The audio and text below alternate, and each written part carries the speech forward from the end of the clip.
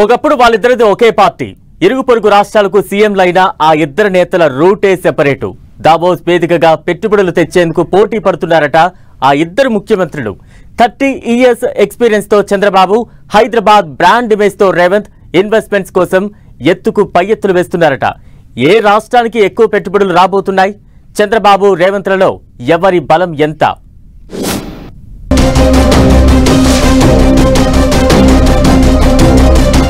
Davos వేదికగా AP Telangana పెట్టుబడుల race. Investments తెచ్చేందుకు ఇద్దరు సీఎంల పోటీ. ఏపీ కంటే ఎక్కువ పెట్టుబడులు తేవాలని రేవంత్ పట్టుదల.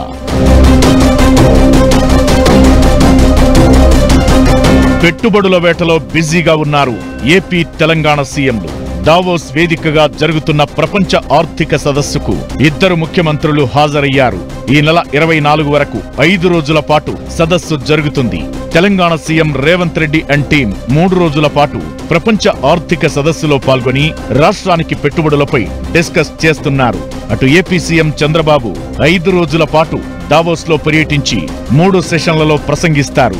ఇద్దరు ముఖ్యమంత్రులు రాష్ట్రాలకు పెట్టుబడులు రాబట్టేందుకు దావోస్ ఆర్థిక సదస్సును అన్ని విధాలుగా ఉపయోగించుకుంటున్నారు.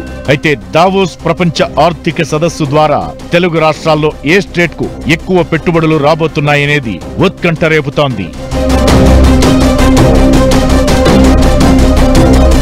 దావోస్ ప్రపంచ ఆర్థిక సదస్సు తెలంగాణ సర్కార్కు సవాల్గా మారుతోందట. ఏపీ సీఎంగా రంగంలోకి దిగిన చంద్రబాబు పెట్టుబడులను ఆకర్షించేందుకు అస్త్ర శస్త్రాలను ప్రయోగిస్తున్నారట. అనుభవజ్ఞుడైన బాబు వ్యూహాలకు చెక్ పెట్టేలా చక్రం తిప్పుతున్నాడట తెలంగాణ సీఎం రేవంత్.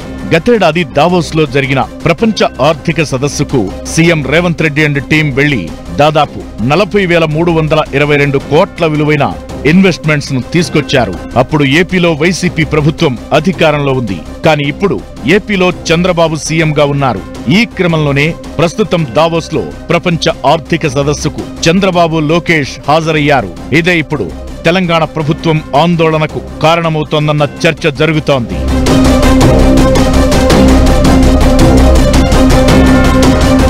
గతేడాది సీఎం రేవంత్ రెడ్డి దావోస్ పర్యటన సక్సెస్ కాలేదని, అనుకున్నంత పెట్టుబడులు సాధించడంలో ఫెయిల్ అయ్యారని ప్రతిపక్షాలు పెద్ద ఎత్తున విమర్శలు చేశాయి. ఈ నేపథ్యంలో ఈసారి ఏపీ సీఎం చంద్రబాబు ఇన్వెస్ట్మెంట్స్ కోసం పోటీ పడుతున్నారు. ఆయన అమరావతితో పాటు వైజాగ్, కర్నూలు, రాజమండ్రిలో పెట్టుబడులు పెట్టేందుకు కంపెనీలను ఆహ్వానిస్తున్నారు. CM Revanth Hyderabad brand image ఇప్పటికే ప్రపంచవ్యాప్తంగా భాగ్యనగరానికి ఉన్న గుర్తింపును దృష్టిలో పెట్టుకుని లాబియింగ్ చేస్తున్నారు. అయితే ఏపీ కంటే తెలంగాణకు ఎక్కువ ఇన్వెస్ట్మెంట్స్ వస్తే ఓకే, లేకపోతే మళ్లీ ప్రతిపక్షాలకు టార్గెట్ కావాల్సి వస్తుందని రేవంత్ సర్కార్ కలవరపడుతోందట. దావోస్ పెట్టుబడుల విషయంలో తెలంగాణను ఏపీతో పోలుస్తారని, ఏపీ కంటే ఎక్కువ ఇన్వెస్ట్మెంట్ తీసుకురాకపోతే బీఆర్ఎస్ అటాక్ చేస్తుందని భావిస్తున్నారట. ఏపీ సీఎం చంద్రబాబు తనకున్న అనుభవంతో దావోస్ ఆర్థిక సదస్సు ద్వారా భారీ స్థాయిలో ఇన్వెస్ట్మెంట్స్ రాబడతారని అంతా భావిస్తున్నారు. అదే గనుక జరిగితే పెట్టుబడులు రావడంలో ఏపీతో పోల్చితే తెలంగాణ వెనకబడిపోయిందన్న విమర్శలు వెల్లువెత్తుతాయని కంగారు పడుతున్నారట. ఈ విషయాన్ని ప్రతిపక్షాలు రాజకీయ అంశంగా మలుచుకునే అవకాశం ఉండటంతో ఎలాగైనా ఏపీ కంటే ఎక్కువ ఇన్వెస్ట్మెంట్స్ తీసుకురావాలని సీఎం రేవంత్ అండ్ టీం శతవిధాలుగా ప్రయత్నిస్తోందని సమాచారం. అభివృద్ధిలో 2 రాష్ట్రాల మధ్య ఆరోగ్యకరమైన పోటీ ఉంటుందని భావిస్తున్న వేళ రాజకీయ ఎత్తుల్లో భాగంగా పెట్టుబడులు రాబట్టే విషయంలో మాత్రం తగ్గేదలే అంటున్నారట ఇద్దరు సీఎంలు.